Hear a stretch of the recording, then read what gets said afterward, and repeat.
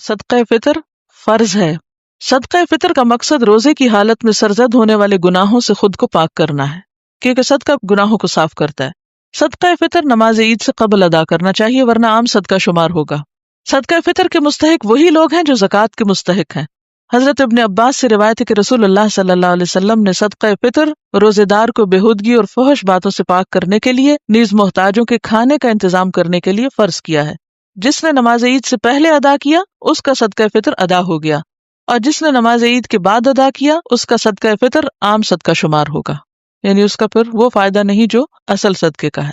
صدقہ فطر کی مقدار 1 صاع ہے، جو 3.25 سیر یا 2.5 کلو گرام کے برابر ہے۔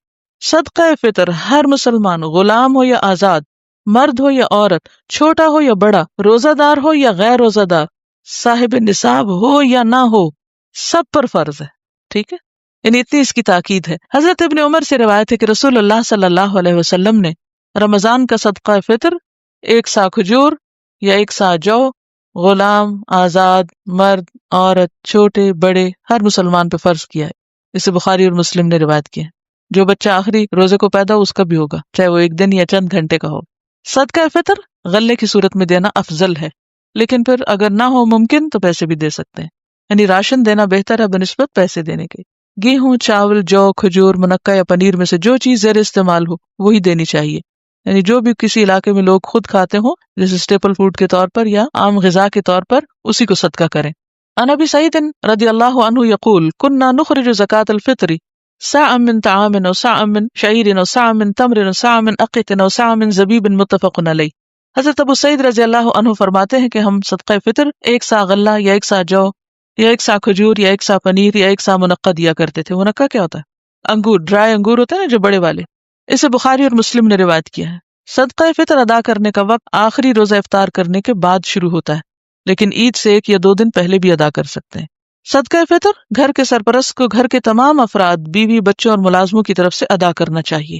حضرت نافع سے روایت ہے کہ ابن عمر گھر کے چھوٹے بڑے تمام افراد کی طرف سے صدقہ فطر دے دیتے تھے، یعنی اگر آپ کے ہسبینڈ اگر آپ کا بھی دے دیں تو بہت اچھی بات ہے، حتیٰ کہ میرے بیٹوں کی طرف سے بھی دے دیتے تھے۔ اور ابن عمر ان لوگوں کو دیتے تھے جو قبول کرتے، اور عید الفطر سے 1 یا 2 دن پہلے دے دیتے تھے۔ وہ کیوں؟ تاکہ جو ضرورت مند لوگ ہیں وہ اپنی ضرورت پوری کر سکیں اور اطمینان سے عید منا سکیں۔ شوہر اور بیوی دونوں ملازمت کرتے تو صدقہ فطر کون دے؟ دونوں میں سے جو چاہے دے، لیکن کوئی ایک ضرور دے دے۔ کوئی بھی دے سکتا ہے، اس کا ملازمت سے کوئی تعلق نہیں ہے۔ ٹھیک ہے۔ صلاۃ العیدین، نماز عیدین کے مسائل۔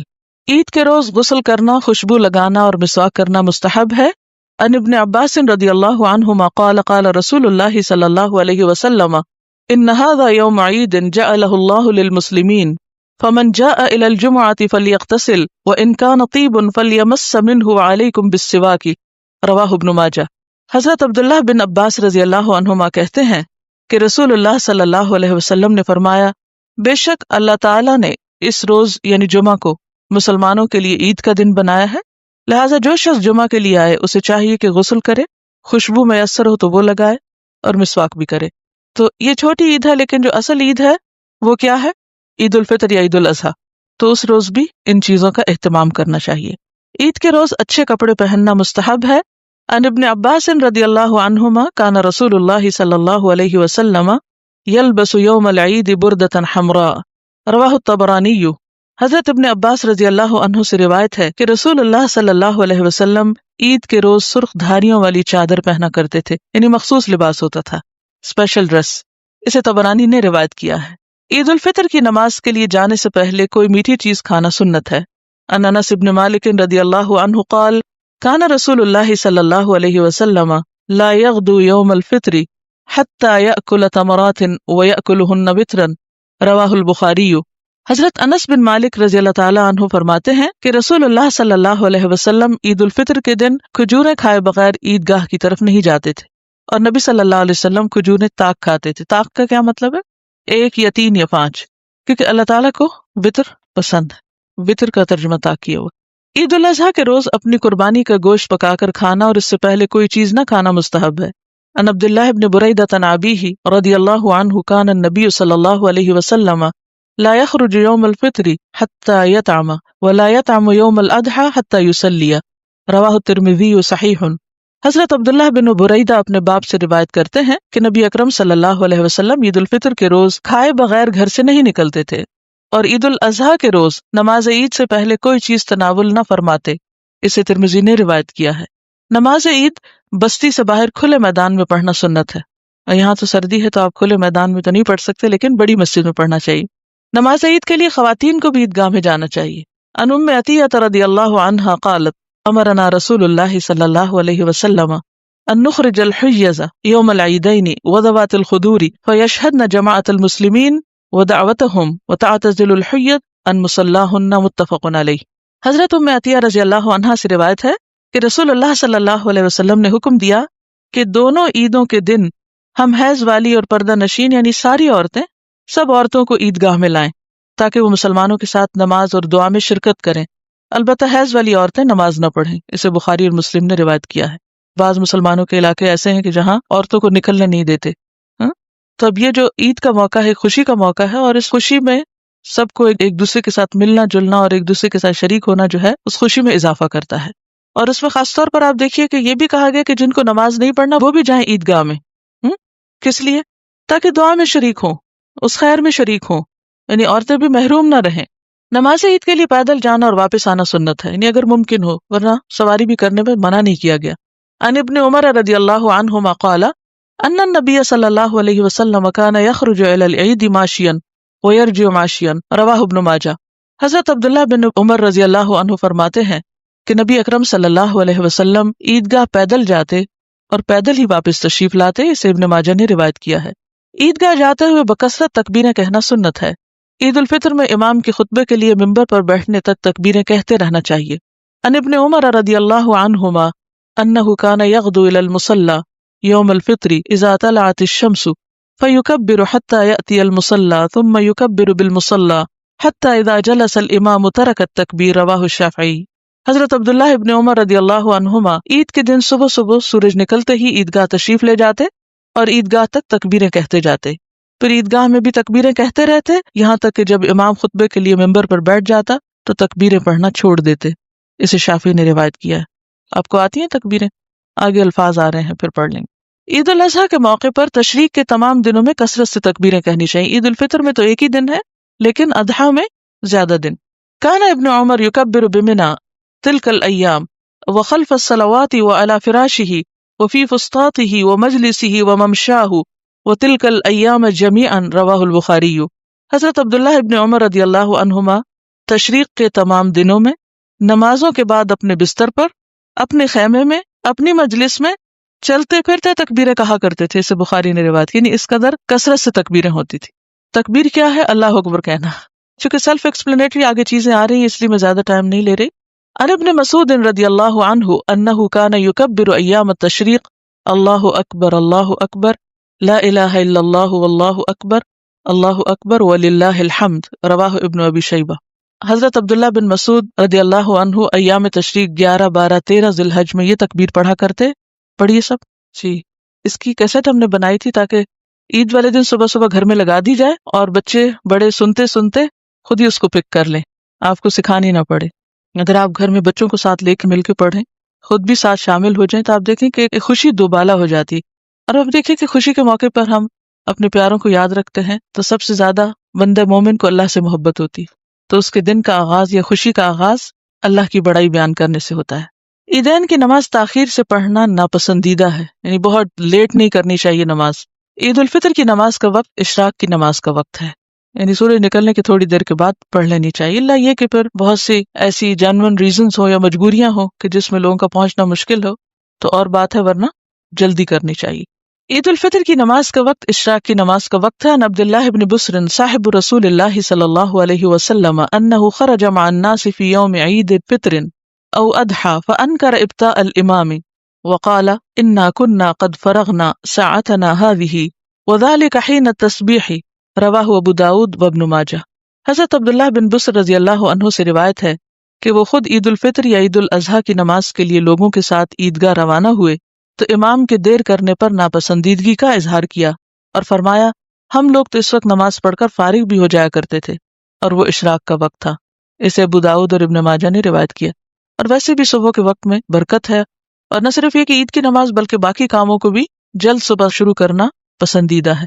نبی صلی اللہ علیہ وسلم نے اس کے لیے دعا بھی کی ہے کہ اللہم بارک لامتی فی بکورہا، اللہ میری امت کی صبح میں برکت ڈال دے، لیکن اب امت بالکل الٹ کام کر رہی ہے۔ عید الاضحیٰ کی نماز جلد اور عید الفطر کی نماز نسبتاً دیر سے پڑھنا مسنون ہے۔ عن ابی الحویرث رضی اللہ عنہ ان رسول اللہ صلی اللہ علیہ وسلم كتب الى عمرو بن حزم وهو بنجران عجل الاضحى واخر الفطر وذکر الناس، رواہ الشافعی۔ حضرت ابو الحویرث رضی اللہ عنہ سے روایت ہے کہ رسول اللہ صلی اللہ علیہ وسلم نے نجران کے گورنر عمرو بن حزم کو تحریری طور پر یہ ہدایت فرمائی کہ عید الاضحیٰ کی نماز جلدی پڑھو اور عید الفطر کی نماز تاخیر سے پڑھو اور لوگوں کو خطبے میں نیکی کی نصیحت کرو۔ ذکر الناس کا مطلب کیا ہے کہ اس دن خطبہ بھی ہونا چاہیے جس میں لوگوں کو اچھی باتوں کی نصیحت کی جائے۔ کھلے میدان میں نماز پڑھنے کے لیے سترہ کا اہتمام کرنا چاہیے۔ سترہ امام کے آگے کی رکاوٹ کو کہتے ہیں، یعنی کوئی بھی ایسی چیز جس سے اگر اس کے آگے سے کچھ گزرے تو اس نماز میں خلل نہ آئے۔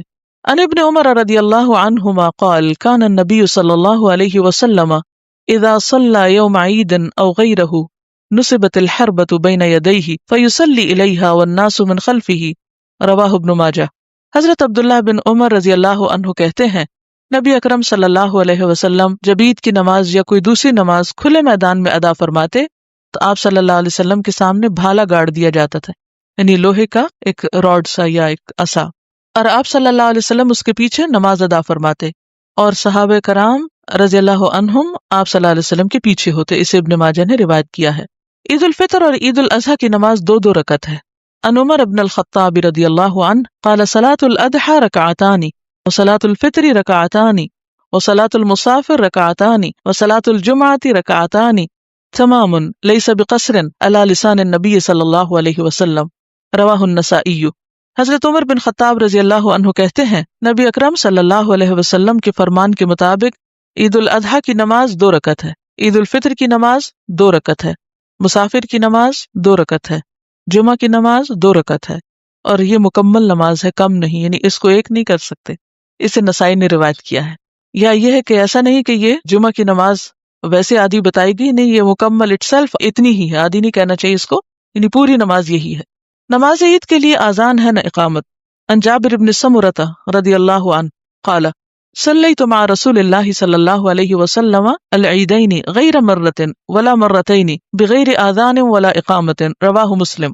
حضرت جابر بن سمرہ رضی اللہ عنہ کہتے ہیں میں نے رسول اللہ صلی اللہ علیہ وسلم کے ساتھ ایک دو مرتبہ نہیں کئی مرتبہ عیدین کی نماز آذان اور اقامت کے بغیر پڑھی ہے۔ اسے مسلم نے روایت کیا۔ عیدین کی نماز میں پہلے نماز اور پھر خطبہ دینا مسنون ہے، یعنی نماز پہلے ہوگی۔ عن ابن عمر رضی اللہ عنہما قال كان رسول اللہ صلی اللہ علیہ وسلم و ابو بکر و عمر رضی اللہ عنہما یصلون العیدین قبل الخطبۃ، متفق علیہ۔ حضرت عبداللہ بن عمر رضی اللہ عنہما فرماتے ہیں رسول اللہ صلی اللہ علیہ وسلم، حضرت ابو بکر صدیق اور حضرت عمر نماز عیدین خطبہ سے پہلے ادا فرماتے۔ اسے بخاری اور مسلم نے روایت کیا۔ عیدین کی نماز میں 12 تکبیریں مسنون ہیں۔ پہلی رکعت میں قرات سے پہلے 7 اور دوسری رکعت میں قرات سے پہلے 5 تکبیریں کہنی چاہیے۔ النافع رحمہ اللہ مولا عبداللہ بن عمر رضی اللہ عنہما انہ قال شہدت الاضحى والفطر مع ابی ہریرہ رضی اللہ عنہ فکبر فی الرکعۃ الاولى 7 تکبیرات قبل القراءۃ وفی الآخرۃ 5 تکبیرات قبل القراءۃ، رواہ مالک۔ حضرت عبداللہ بن عمر رضی اللہ عنہ کے آزاد کردہ غلام حضرت نافع کہتے ہیں، اب آپ دیکھیے کہ غلاموں کو بھی کتنا ایجوکیٹ کیا گیا۔ میں نے حضرت ابو ہریرہ رضی اللہ عنہ کے ساتھ عید الفطر اور عید الاضحیٰ دونوں کی نماز پڑھی۔ حضرت ابو ہریرہ نے پہلی رکعت میں قرات سے پہلے 7 تکبیریں اور دوسری رکعت میں قرات سے پہلے 5 تکبیریں کہیں۔ اسے مالک نے روایت کیا۔ نماز عید کی زائد تکبیروں میں ہاتھ اٹھانے چاہیے۔ عن وائل بن حجر رضی اللہ عنہ انہ کان یرفع یدیہ مع التکبیر، رواہ احمد۔ حضرت وائل بن حجر سے روایت ہے کہ رسول اللہ صلی اللہ علیہ وسلم ہر تکبیر کے ساتھ ہاتھ اٹھاتے، یعنی رفع یدین کرتے۔ نماز عیدین کی 2 رکعتوں میں سے پہلی رکعت میں سورۃ الاعلی اور دوسری رکعت میں سورۃ الغاشیہ پڑھنا مستحب ہے۔ ان النعمان بن بشیر قال كان رسول اللہ صلی اللہ علیہ وسلم يقرأ في العیدین وفي الجمعة بسبح اسم ربک الاعلی وهل اتاک حدیث الغاشیہ، رواہ مسلم۔ حضرت نعمان بن بشیر رضی اللہ عنہ کہتے ہیں کہ رسول اللہ صلی اللہ علیہ وسلم نماز عیدین تثنیہ کا صیغہ ہے، یعنی دونوں عیدیں، اور جمعہ میں سبح اسم ربک الاعلی پہلی رکعت میں اور ہل اتاک حدیث الغاشیہ دوسری رکعت میں پڑھتے. اسے مسلم نے روایت کیا. یہ جو دوسری صورت ہے ہل اتاک حدیث الغاشیہ، اس میں قیامت کے بارے میں بات آتی. سوال یہ پیدا ہوتا ہے کہ عید کا دن ہے، خوشی کا دن ہے، اور اس میں قیامت کی بات کس لیے؟ کیوں؟ یہ تو خوشی میں مزہ خراب کرنے والی بات نہیں. بندہ مومن کبھی بھی اپنے آخری انجام کو نہیں بھولتا، اور جتنے بھی بڑے بڑے گیدرنگز ہوتی تھیں ان سب میں آپ صلی اللہ علیہ وسلم لوگوں کو خبردار کرتے. سورۃ قاف کے بارے میں ملتا ہے، اور سورۃ قاف ساری کی ساری توحید اور آخرت کے دلائل پر مبنی ہے. نماز عید سے پہلے یا بعد کوئی نفل یا سنت نماز نہیں. عن ابن عباس رضی اللہ عنہما قال خرج النبی صلی اللہ علیہ وسلم یوم اضحی او فطر فصلى رکعتین لم يصل قبلہما ولا بعدہما رواہ مسلم. حضرت عبداللہ بن عباس رضی اللہ عنہ فرماتے ہیں کہ نبی اکرم صلی اللہ علیہ وسلم عید الاضحی یا عید الفطر کے روز گھر سے نکلے، نماز عید ادا فرمائی اور اس سے پہلے یا بعد کوئی نماز نہیں پڑھی. اسے مسلم نے روایت کیا. نماز عید کے بعد تقبل اللہ منا و منکا کے الفاظ سے ایک دوسرے کے اعمال صالح کی قبولیت کی دعا مانگنا درست ہے. ان جبیر بن نضیر رضی اللہ عنہ قال کان اصحاب رسول اللہ صلی اللہ علیہ وسلم اذا التقوا یوم العید یقول بعضهم لبعض تقبل اللہ منا و منکا ذکرہ فی فتح الباری. حضرت جبیر بن نذیر کہتے ہیں کہ صحابہ کرام عید کے روز جب آپس میں ملتے تو ایک دوسرے کو تقبل اللہ منا و منکا کہتے. اسے ابن حجر نے فتح الباری میں نقل کیا ہے. یعنی اس کا کیا مطلب ہے کہ اللہ ہمارے اور تمہارے اعمال قبول کرے، کیونکہ رمضان کے بعد جب عید آتی ہے یا پھر قربانی کی عید میں بھی، حج کے بعد جو ہوتی ہے، مسلمان کی خوشی کب ہے؟ اللہ کی اطاعت میں اور اس کی عبادت میں. تو عبادت کے بعد جو خوشی ہے وہ حقیقی خوشی ہے، اور پھر عبادت کے بعد فکر کس چیز کی ہوتی ہے کہ یہ قبول بھی ہو جائے. عیدگاہ جانے اور آنے کا راستہ بدلنا سنت ہے. عن جابر بن عبداللہ رضی اللہ عنہما قال کان النبی صلی اللہ علیہ وسلم اذا کان یوم عید خالف الطریق. حضرت جابر بن عبداللہ رضی اللہ عنہ فرماتے ہیں نبی اکرم صلی اللہ علیہ وسلم عید کے روز عیدگاہ میں آنے جانے کا راستہ تبدیل فرمایا کرتے تھے. اسے بخاری نے روایت کی. کیوں؟ راستوں میں فرشتے کھڑے ہوتے ہیں نا، وہ دعائیں کرتے ہیں. اگر جمعہ کے روز عید آ جائے تو دونوں پڑھنے بہتر ہیں، لیکن عید پڑھنے کے بعد اگر جمعہ کی بجائے صرف نماز ظہر ادا کی جائے تو بھی درست ہے. یعنی اگر جمعے کے دن عید ہو تو عید اور جمعہ دونوں بھی ہو سکتے ہیں، اور عید اور ظہر کی نماز بھی ہو سکتی ہے. عن ابی ہریرہ رضی اللہ عنہ عن رسول اللہ صلی اللہ علیہ وسلم انہ قال عیدان اجتمع فی یومکم ھذا فمن شاء اجزأہ عن الجمعۃ وإنا مجمعون ان شاء اللہ تعالی. رواہ ابو داؤد وابن ماجہ.